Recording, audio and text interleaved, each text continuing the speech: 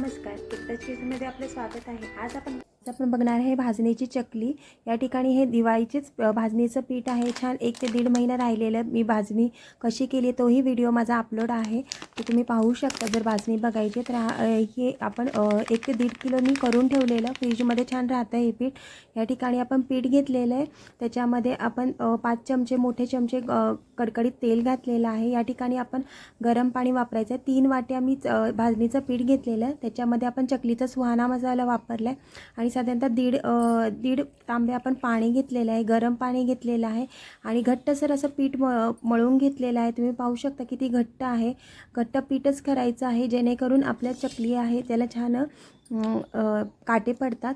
या ठिकाणी बघू शकता दीड तांबे आपलं पाणी बरोबर लागलेलं आहे। 3 वाटे आपण भाजणीचं पीठ घेतलेलं आहे।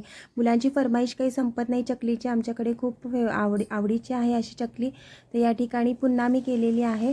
तर दिवाळीचा व्हिडिओ अपलोड झाला नाही तो यासाठी आपण आता अपलोड केला। तुम्ही पाहू शकता छान असं न तुकडे पडता आपण छान चकल्या झालेल्या आहे आणि या ठिकाणी आपण असे उभे करून घेतलेले आहेत जेणेकरून मुलांनाही खायला हे आवडतात मधल्या वेळेत खायला। तर तुम्ही पाहू शकता अशा प्रकारे आपली चकली छान कुरकुरीत अशी खुसखुशीत झालेली आहे आणि मुलांचे असे फेवरेटच आहे। तर घरी नक्की ट्राय करा। आवडला तर व्हिडिओ सबस्क्राईब करा, लाईक करा। थँक्यू।